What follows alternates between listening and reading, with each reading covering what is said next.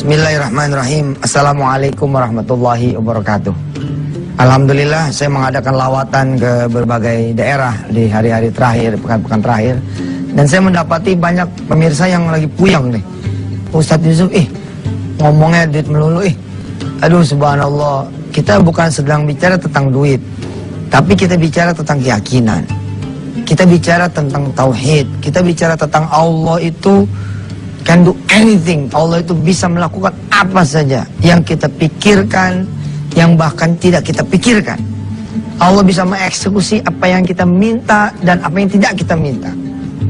Ketika kemudian saya berbicara, jika Anda ingin mobil, jadilah orang yang berbeda dengan orang lain, karena Anda bertuhan Allah Subhanahu wa Ta'ala. Orang lain cuma pengen mobil, yang dipikirannya mobil. Nggak ada lagi yang lain. Ente jangan cuma mikir mobil doang. Ente bawa itu ke Allah Subhanahu wa Ta'ala, sehingga keinginan memiliki mobil itu menyambungkan kita semua punya rasa, pikiran, hati, gerak, langkah kepada Allah Subhanahu wa Ta'ala. Akhirnya yang diingat adalah Allah Subhanahu wa Ta'ala. Sebelum kita lanjutkan, mari kita khatamkan Al-Quran. Sekarang sudah masuk ayat ke-7 surah An-Nisa. A'udzubillahi minasyaitonirrajim.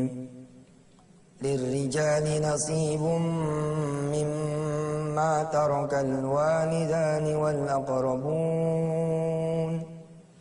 وللنساء نصيب مما ترك الوالدان والأقربون مما قل منه أو كثر نصيبا مفروضا وإذا حضر القسمة أولو القربى واليتامى والمساكين فارزقوهم منه وقولوا لهم قولا معروفا وَلْيَخْشَى الَّذِينَ لَوْ تَرَكُوا مِنْ خَلْفِهِمْ ذُرِّيَّةً ضِعَافًا خَافُوا عَلَيْهِمْ فَلْيَتَّقُوا اللَّهَ وَلْيَقُولُوا قَوْلًا سَدِيدًا. Shadaqallahul azim. Allah Maha Besar pemirsa. Ayat yang terakhir kita baca, yang ke-9 ini, wal yakhshal ladina law taraku, hendaklah kalian semua takut, khawatir, ya. Law taraku, kalau kalian meninggalkan min khalfihim, ya, di belakang kalian semua, dzurriyyatan dhi'afan khafu alaihim, ya, keturunan yang lemah. Nah, ini dia. Alhamdulillah, Allah Maha membimbing kita. Secure and prosperity. Mudah-mudahan di bahasa Inggrisnya benar. Aman, ya, terjamin, tenang, dan sejahtera. Kapan-kapan nanti insya Allah kita akan bikin seminar nasional, ya, judulnya Harta dan Kekuasaan. Saya melihat di pesawat satu majalah, dan kemudian saya membaca salah satu quote, ya, dari salah seorang hamba Allah di Indonesia ini. Dia mengatakan bahwa yang paling saya tidak suka adalah dunia politik. Ini dia sebenarnya yang saya tuh tidak terlalu suka gitu. Justru saya yang tidak suka gitu kalau ada orang yang tidak suka dengan dunia politik. Ini tidak berarti kemudian Yusuf Mansur ingin berpolitik. Sama ketika kemudian kita berbicara, ya, mengomentari atau kemudian mempelajari kalimat-kalimat orang yang mengatakan seperti ini. Gak usah bisnis lah, bisnis itu kotor. Jangan banyak harta, ntar dihisapnya susah. Insya Allah kita akan mengundang ahli-ahli, ya, untuk kemudian berbicara dengan porsi yang sebenar-benarnya tentang harta dan kekuasaan. Bukan pembahasannya di sini. Kita akan melanjutkan yang kemarin. Ini sekedar pengantar pemirsa, ya. Insya Allah mudah-mudahan kita sekali lagi ingin meyakinkan diri kita dan pemirsa semua bahwa apa yang kita bicarakan adalah tentang keyakinan kepada Allah Subhanahu wa Ta'ala. It's not only about money. It's not only about dunia. Ini tidak bicara tentang duit saja. Ini tidak bicara tentang dunia saja, tapi ini berbicara tentang keyakinan Allah Subhanahu wa Ta'ala. Baik. Saya kemarin sudah nyampe ke pembahasan gimana sih caranya, gitu loh. Secara tindakan saya bisa punya 4 triliun. Ini belum ada nih. Ini belum ada. Apalagi kemudian dikoreksi menjadi 10,7 triliun. Pelajaran kita hari demi hari adalah pelajaran motivasi, saudara. Pelajaran bagaimana saudara-saudara kemudian bangkit, maju, dan percaya diri. Ditambah lagi kemudian tentu saja yang kita harapkan adalah percaya pada Allah Subhanahu wa Ta'ala. Perbedaan mimpi sama hayalan,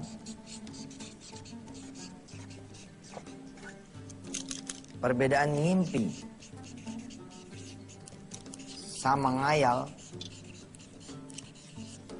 yang insya Allah akan mewarnai pembahasan kita pada pagi hari ini. Tapi setelah yang berikut ini, silakan.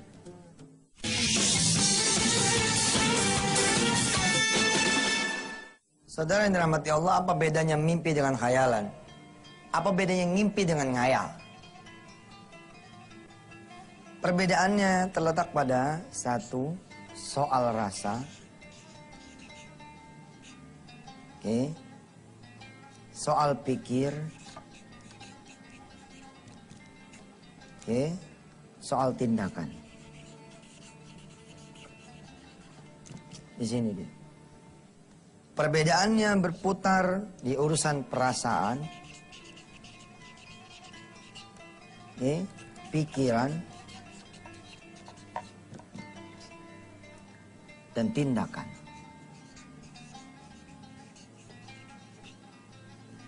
Dua yang pertama disebut, yakni rasa, pikir, perasaan, dan pikiran. Ini hampir tidak bisa dibedakan antara mimpi dengan khayalan, mimpi dengan ngayal.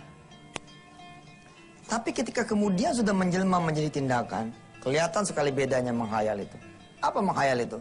Menghayal tanpa tindakan. Tidak ada tindakan. Kalau tidak ada tindakan, maka saudara disebutnya menghayal. Nanti kita bikin detail, satu mata kuliah kita yang judulnya adalah energy transferring, dream connecting.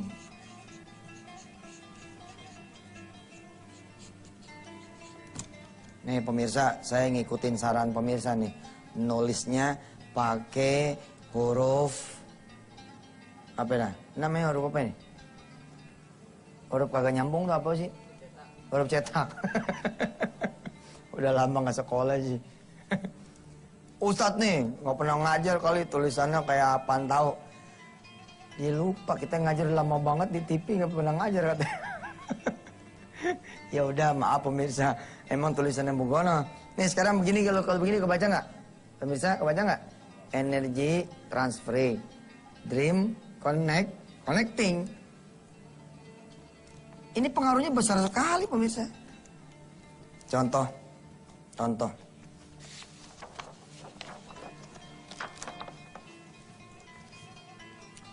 Ketika saya berpikir ya, atau Anda berpikir tentang Fortuner,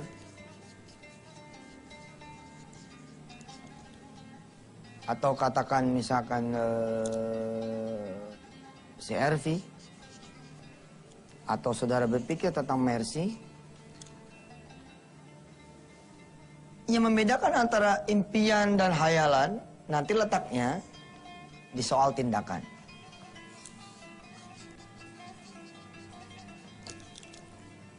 Ada saudara-saudara yang kemudian membuat energy transferringnya. Saudara tahu ada teman saudara yang punya mobil Fortuner, atau punya Mercy, atau punya mobil yang saudara impikan. Saudara lalu main ke rumah beliau. Maksud hati pengen sering-sering ngeliat mobil yang lagi dipengenin. Ya. Ini adalah bagian dari tindakan. Kemarin kita sudah pelajari, masih ingat? Makanya saya titip benar ke pemirsa. Ngaji itu ya, kuliah itu ya, yang sungguh-sungguh, yang benar, tidak putus itu. Jadi omongan tuh nyambung terus. Tindakan nih, ada tindakan yang tereksekusi langsung dengan duit. Ada tindakan yang tereksekusi dengan doa. Ada tindakan yang langsung kemudian tereksekusi terkoneksi dengan kita punya impian. Ada yang tidak langsung. Kemarin kita belajar tentang cucian mobil. Atau saudara pengen bikin soto ayam Mansur. Ya. Saudara pengen bikin soto ayam, terus apa yang saudara lakukan? Bikin kemudian tindakannya. Saudara jajal soto ini, soto itu, soto ini, soto itu, soto ini, soto itu, soto ini, soto itu. Saudara kemudian riset. Cita rasanya saudara banding, oh tempat juga begini, kalau begini nih seperti ini, kalau di tikungan seperti ini. Hah? Atau saudara bilang, saya pengen punya universitas. Ada mahasiswa S1, kaget dia ketika saya tanya, cita-cita kamu apa? Saya pengen ngajar Pak Ustadz. Oke, bagus kan ngajar? Bagus kan? Kita sudah belajar di materi-materi sebelumnya tentang upgrade your dream. Lalu saya katakan kepada dia, bagaimana saudara kemudian, kalau saya katakan, bercita-citalah untuk membantu teman-teman saudara mengajar. Bikin sekalian universitasnya. Bingung dia. Aduh Ustaz, tak kebayang tuh masanya. Emang gak perlu dibayangin. Munculin aja dulu. Hah? Kemudian saudara bikin kertas impian, tulis di sana, Universitas Yusuf Mansur. Kemudian bikin kartu namanya, Yusuf Mansur, garis bawah, owner, atau pendiri, penggagas. Nah, ini tulisannya udah mulai nggak kebaca lagi ya. Udah begini dah. Apa-apa dah, yang penting Anda perhatikan aja apa nama spellingnya ya, kalimat dari saya. Ini dia yang membedakan saudara dengan para pemimpi biasa, penghayal disebutnya, karena tidak ada tindakan. Saudara mulai ada tindakan. Saudara datang ke perpustakaan sebagai orang yang bercita-cita pengen punya perguruan tinggi, dengan orang yang ke perpustakaan karena pengen bikin tesis atau skripsi, beda. Beda sangat, asli sangat beda.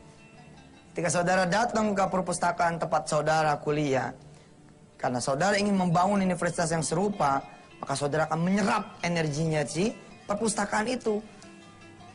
Oh, begini ya, kalau rak tuh seperti ini. Oke, nanti begini. Yang jaga di sini. Ya, oke.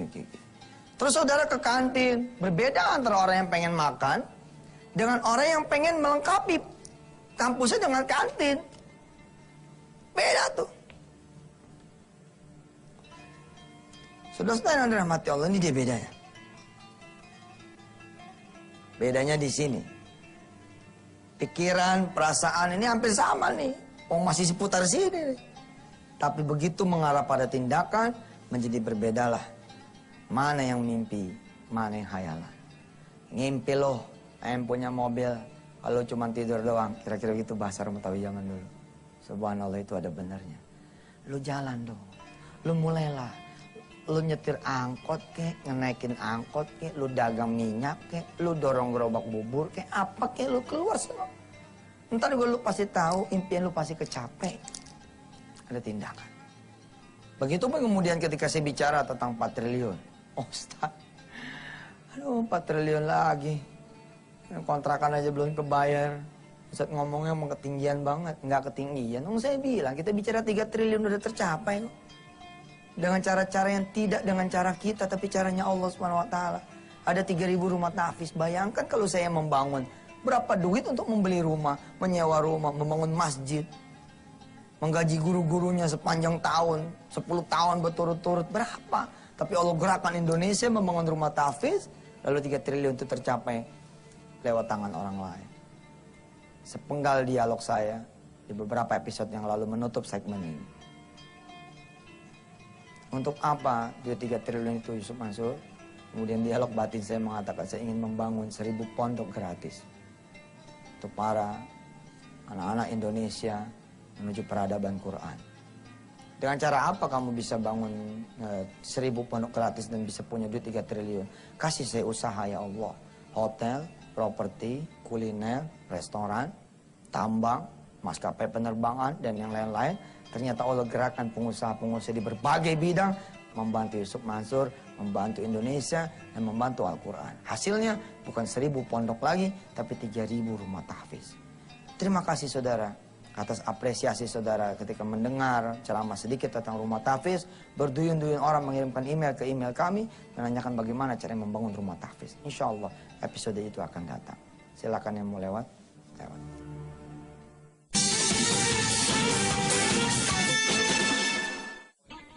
Baik, coba kita lihatnya masuk akal atau tidak ketika saya kemudian bicara 4 triliun on cash. Buat seseorang yang memahami cara kerja Allah, kita bercanda tempo hari, jangan cuma minta mobil doang sama Allah. Minta yang ada BPKB-nya punya sendiri. Sebab Allah bisa aja bikin ente jadi sekedar make gitu. Sekedar make pun nggak boleh sih kita ngomong begitu. Ya kan yang penting sebenarnya bukan punya, tapi makainya toh. Nah, kemudian ketika kita punya keperluan bukan bisa jual mobil tapi ada duit.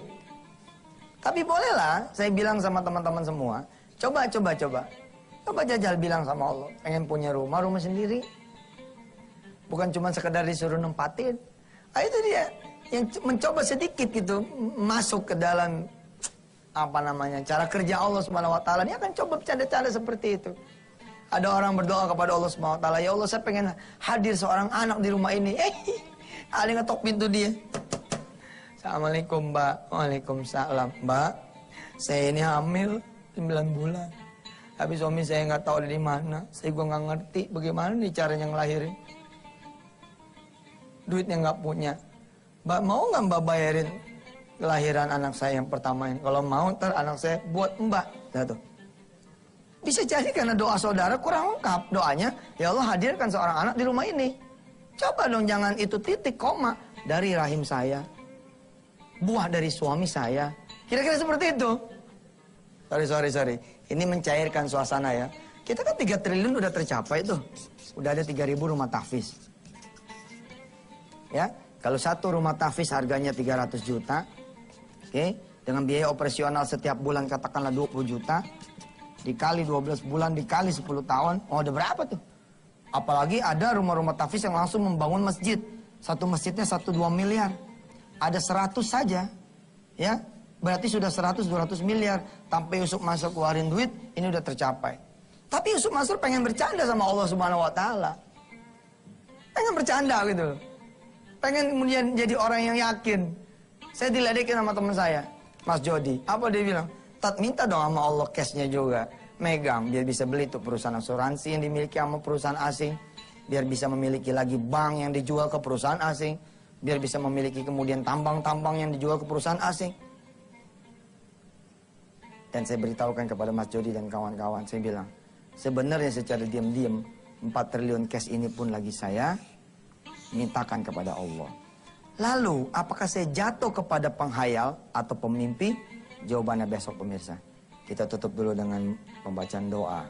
Mudah-mudahan kita bukanlah penghayal, tapi pemimpi yang kemudian punya cita rasa berbeda, pikiran yang berbeda, dan tindakan yang nyata. Bismillahirrahmanirrahim. Ya Allah ya Rabb, bangsa ini sudah hampir-hampir kehilangan keinginan yang mau ngapain. Saking bingungnya menghadapi hidup. Bangsa ini, bahkan negeri ini, sudah kehilangan juga impiannya. Mau jadi bangsa yang seperti apa dan bagaimana. Jangankan nanti bicaranya. Bicara sekarang aja pada nggak ngerti mau ngapain. Ya Allah ya Rabb, Engkau lah yang maha memunculkan ide, impian, yang bukan khayalan. Dan pada saat impian itu datang ya Allah, bimbing agar ia menjadi ibadah kepadamu, agar ia berbuah menjadi keyakinan yang nyata, hingga kemudian bukan saja ilmu yakin, ainul yakin, tapi menjadi hakul yakin. Ya Allah ya Rabb, Engkau lah yang maha bisa mewujudkan semua impian kami, impian semua teman-teman yang ada di seluruh tanah air. Ada yang punya penyakit kanker, barangkali impiannya adalah sembuh. Ada yang punya hutang, barangkali impiannya adalah lunas hutangnya. Ada yang belum berjodoh, barangkali impiannya adalah bagaimana dia bisa punya jodoh. Ada yang belum punya anak turunan, barangkali impiannya adalah dia punya anak turunan.